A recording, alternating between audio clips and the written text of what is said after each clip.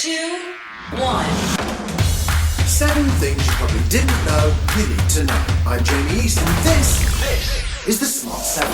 Hey, good morning, everybody. It's Friday the 10th of September, and it's World Suicide Prevention Day. And a big happy birthday to Colin Firth, Siobhan Fahey, Guy Ritchie, and Carol Decker.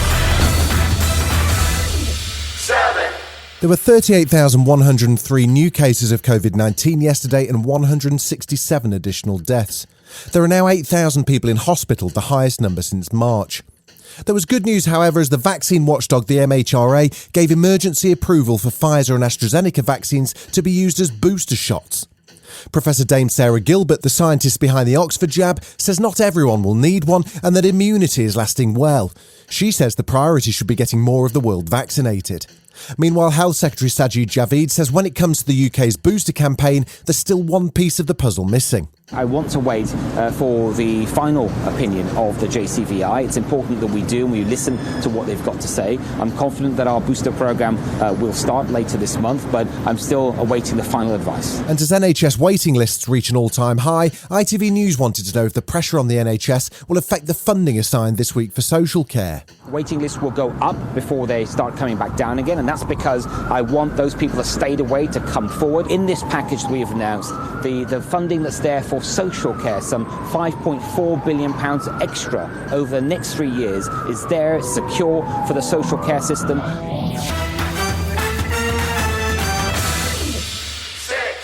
It's become an all-too-familiar sight, migrants packed into tiny boats attempting to cross the English Channel to seek asylum.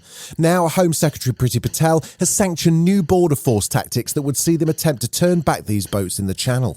The French Interior Minister has denounced the plan, claiming it breaks maritime law. But Conservative MP Andrew Brigden says it's the only choice the government has. This is what we should have been doing a long time ago.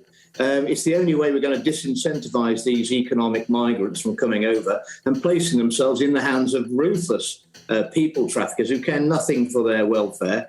And these are economic migrants. Labour's Shadow Home Secretary Nick Thomas-Symonds says Priti Patel's plan is completely wrong. In my view, that the Home Secretary has even considered a proposal like this that will risk lives is evidence of her own failure and her failure to actually grip this issue.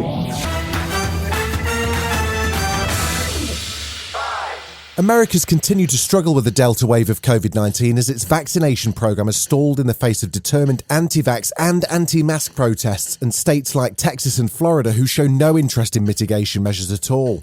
Now, President Biden has announced that vaccines for workers are about to become mandatory. I'm announcing that the Department of Labor is developing an emergency rule to require all employers with 100 or more employees that together employ over 80 million workers to ensure their workforces are fully vaccinated or show a negative test at least once a week.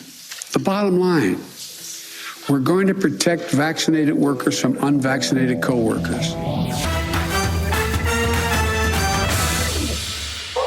He's best known as a footballer and former captain of England and Man United, but on Thursday, Rio Ferdinand was in the House of Commons to testify about online racist abuse as the government attempts to tackle the issue. He says a lot of the online abuse he and other players get simply wouldn't be acceptable at games and it shouldn't be online.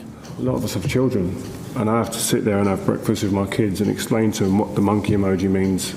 Dad, why is there banana under your post? Why is there loads? What's that about? And me having to do that in today's day and age when there's AI, you'd like to think that these people would put those things in place. Still to come on the Smart 7, the big winners from the National Television Awards and the Matrix 4 trailers dropped. Right after this. We've just launched a new bonus series called The Smarter 7. It'll get you up to speed on major events or important topics, and you can hear the first episode now, which takes you through the events of 9/11. Just search for it in your regular Smart 7 feed. Teenage tennis prodigy Emma Raducanu won her US Open semi-final last night, beating the number 17 seed Greece's Maria Sakkari. She'll now face 19-year-old Canadian Leylah Fernandez in the final on Saturday. She's the first British woman to reach a major singles final in 44 years, and she hasn't even dropped a set in the 9 matches she's played so far as she came through from qualifying. Honestly, the time here in New York has gone so fast. I've just been taking care of each day, and before you know it, 3 weeks later, I'm in the final, and I can't actually believe it. Thanks for everyone.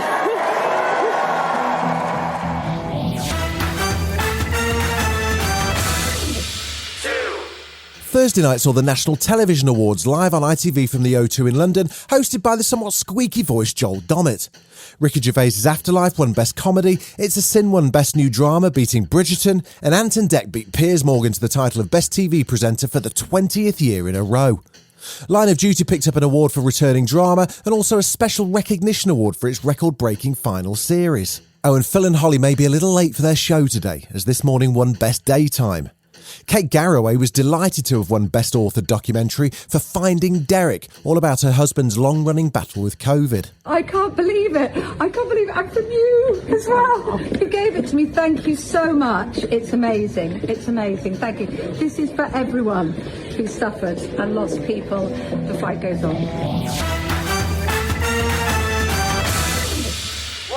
The 4th Matrix movie is on the way. It's due to hit cinemas in December, 22 years after the original. Keanu Reeves and Carrie-Anne Moss are both back for the sequel, and the movie's written and directed by Lana Wachowski, but sister Lily hasn't returned for this latest episode. It's called Matrix Resurrections, and if the trailer's anything to go by, it's going to be quite something. You seem particularly triggered right now. Can you tell me what happened? I've had dreams that weren't just dreams. Am I crazy? We don't use that word in here. If you want the truth, Neo, you're going to have to follow me.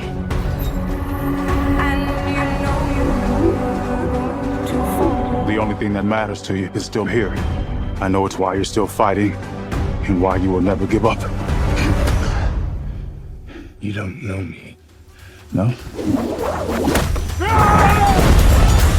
This has been The Smart 7. Wherever you're listening, do us a favour and hit the follow button. We'll be back tomorrow at 7 a.m. Have a great day. Written, produced and published by Daft Doris.